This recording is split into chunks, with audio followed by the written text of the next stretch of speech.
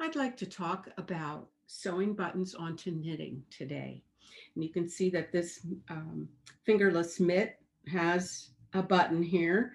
And I have found that it's very helpful to have a backing button. This reinforces where you've sewn your button and keeps it from ripping the knitting with, with a lot of use. And so I'm going to sew a button on this knit here. So I used to just use a single strand of thread and knot it and hope that the knitting would grab hold of the knot so it wouldn't pull through. Nowadays, I double up my thread, I make a small knot and a small stitch through the knitting. And then before I pull the thread all the way through, I take my needle through the thread so that it is anchored against itself, like that. Now I'll come through to the right side of the work and put my button on the thread. Now this has a shank, and that's a good idea to use for knitting. If you don't have a shank, then you'll need to use pins, which I'll show in a little while, to elevate the button so that you can actually button it. For now, we've got it on this shank. I'm going to go back down through the fabric. And now I'm going to use this backing button. And this helps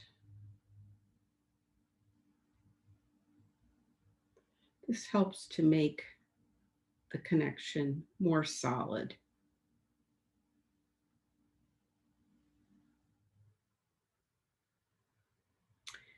When you have sewn it enough that you feel that it's going to be a good join, then your last stitch should be just through the knitting, not through the backing button.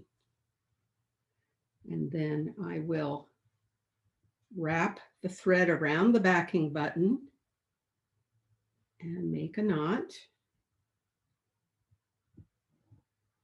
I'll do that a second time.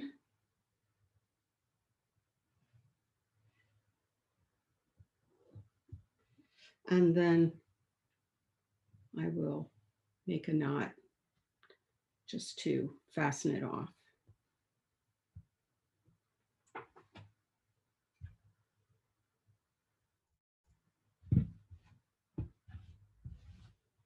And there we go.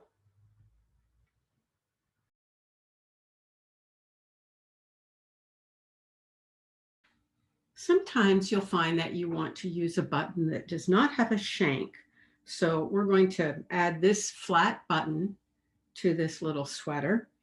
And in order for the button to be lifted up from the surface of the sweater so that the other button band can actually fit around it, we need to make sure that there's space between the button and the fabric. Now, a shank button automatically creates that space, but for this flat button, we're going to have to create it by sewing more loosely. So there's actually thread creating the space.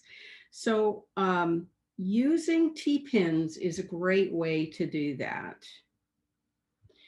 So I'm working with a doubled thread, and I've taken a stitch and I've brought the needle through the two strands, through the doubled strand to get my anchored stitch.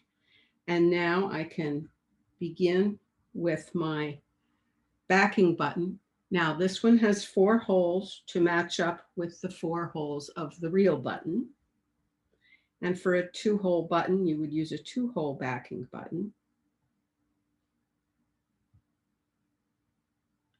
And so now I'm going to go through the button and come to the top side. And these pins here will keep my button elevated from the surface of the sweater.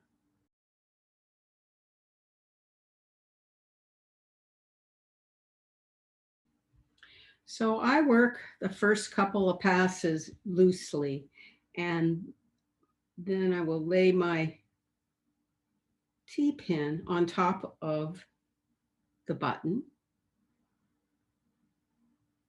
and you'll sew over that pin. You can elevate it further by lifting a little more with another pin. And you'll notice that I've lined up the stitching of the buttons all in the same direction. That makes it look a little more orderly.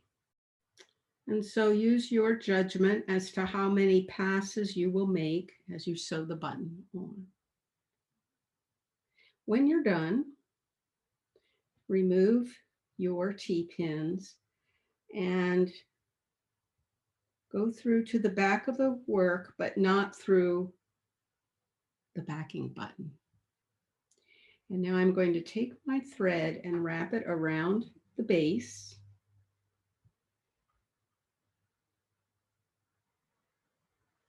Of the button for a knot. And then I'll do that again, just for good measure. And then a final knot. And trim. And there we go. Finished button.